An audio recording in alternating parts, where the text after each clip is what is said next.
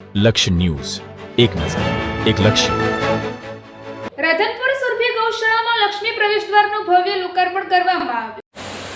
રાધનપુરની Shri Surabhi ગૌસેવા charitable trust સંચાલિત શ્રી સુરભી ગૌશાળામાં નવીન લક્ષ્મી પ્રવેશદ્વારનું ભવ્ય લોકાર્પણ ધાર્મિક અને ભક્તિમય વાતાવરણ વચ્ચે સંપન્ન થયું હતું, જેમાં મોટી સંખ્યામાં ભક્તો, સંતો અને મહાનુભાવો ઉપસ્થિત રહ્યા હતા. દાનવીર હાલાણી પરિવારના શુભ હસ્તે નિર્માણ પામેલા લક્ષ્મી પ્રવેશદ્વારનું લોકાર્પણ કરવામાં આવ્યું હતું. આ કાર્યક્રમમાં વિવિધ સંતો, ગૌસેવા સાથે જોડાયેલા આગેવાનો તેમજ રાધનપુરના ધારાસભ્ય લવિંગજી સોલંકી સહિત અનેક મહાનુભાવો ઉપસ્થિત રહ્યા હતા. આ કાર્યક્રમ દરમિયાન ગૌશાળા પરિવાર દ્વારા હાલાણી પરિવારનું શાલ, પુષ્પહાર તેમજ સ્મૃતિચિહ્ન આપી સન્માન કરવામાં આવ્યું હતું. સંતોએ ગૌસેવાના મહત્વ અંગે માર્ગદર્શન આપતા ગૌસેવાને ભારતીય સંસ્કૃતિનું મહત્વપૂર્ણ અંગ ગણાવ્યું હતું.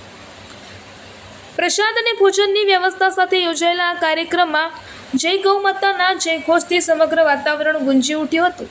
લક્ષ્મી પ્રવેશદ્વારના લોકાર્પણથી શ્રી સુરભી ગૌશાળાએ નવી ભવ્ય ઓળખ મળી હોવાનું ઉપસ્થિતોએ જણાવ્યું હતું. રિપોર્ટર પંકજ સાધુ, પાટણ. રાધનપુરનું હૃદય સમ્રાટ અને ગૌ પ્રેમી ભક્તો દ્વારા એ ગૌ માતાની ખૂબ જ સારા પ્રમાણમાં સેવા થાય છે. અને આ બધા જાણો છો કે આજે એ ગૌ માતાનો એક ગૌ માતાના નામથી એક એનું ગેટનું આજે લોકાર્પણ થયું.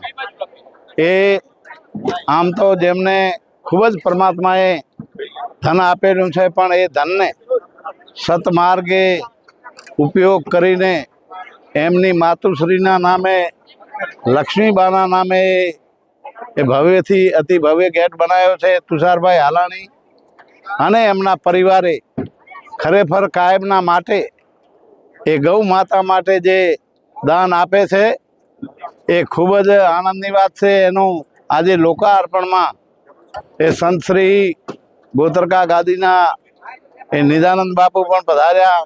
પથમેળા ગૌશાળાના મહંત શ્રી મુકુંદપુરી બાપુ પણ અહીંયા આવ્યા છે અને બીજા અન્ય સંતોએ આશીર્વાદ આપ્યા છે.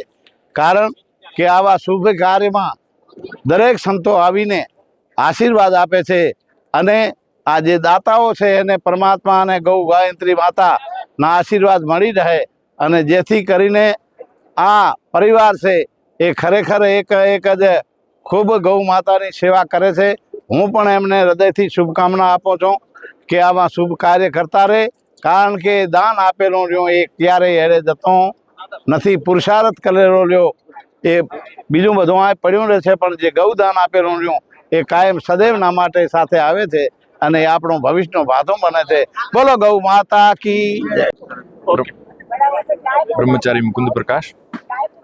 આજે રાધનપુરનું હૃદય એવું સુરભી ગૌશાળા, જ્યાં ગૌ માતાની એટલી અદ્ભુત સેવા થાય છે. ખૂબ પૂજ્ય ભાવથી, ખૂબ પ્રેમથી અહીંયા ગૌ માતાની સેવા થાય છે. અને આ ગૌશાળાની સુંદરતામાં વધારો કરતા અહીંના પરમ ગૌ ભક્ત એવા તુષારભાઈ અને શંકરલાલ હાલાણી પરિવાર દ્વારા આજે એક દિવ્ય દ્વારનું, ગૌશાળાના દ્વારનું શુભારંભ કર્યો, એનું પૂજન કરવામાં આવ્યું અને ગૌશાળાની શોભામાં વધારો કરવામાં આવ્યો છે.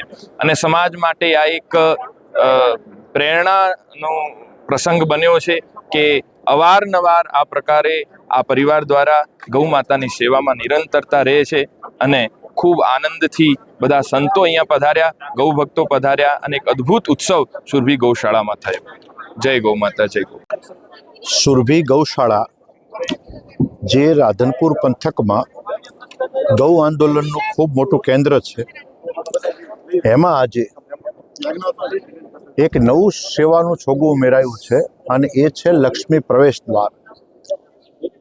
આ પંથકના પ્રસિદ્ધ વેપારી તુષારભાઈ એટલે કે શંકરલાલ હાલાણી પરિવાર તરફથી તુષારભાઈના બાના નામે જે લક્ષ્મી પ્રવેશ દ્વારનું આજે અહીંયા પ્રયોજન જે થયું છે, એટલે એના કાર્યક્રમમાં આજે બધા ઉપસ્થિત થવાનું રહ્યું છે. ખૂબ સંતો મહંતો સાથે, રાધનપુર પંથકના પ્રબુદ્ધ નાગરિકો સાથે, ગૌસેવકો સાથે, ગૌશાળાના કેટલીય વિવિધ ગૌશાળાના સંચાલકો સાથે આજે અહીંયા જે આ હાલાણી પરિવાર દ્વારા જે ગૌ યજ્ઞ થયો છે અને એમાં હું ઉમેરીશ કે તુષારભાઈ આજે અમદાવાદ સ્થિત વેપારી છે, બિલ્ડર છે, એટલું બધું એમણે અહીંયા દાન આપ્યું છે અને એના કારણે ગૌદાન બાબતની એક નવી અહીંયા જે છે આલેખ જાગી છે. એના કારણે બીજા પણ લોકોમાં પ્રેરણાનું એક મોટું પથ પ્રશસ્ત થયો છે. એટલે હાલાણી પરિવારને અભિનંદન આપું છું અને રાધનપુર ગૌશાળાના સંચાલકોને પણ અભિનંદન આપું છું કે જ્યારથી ગૌશાળા શરૂ કરી છે ત્યારથી એમણે કંઈક ને કંઈક નવું સોપાન સર કર્યું છે.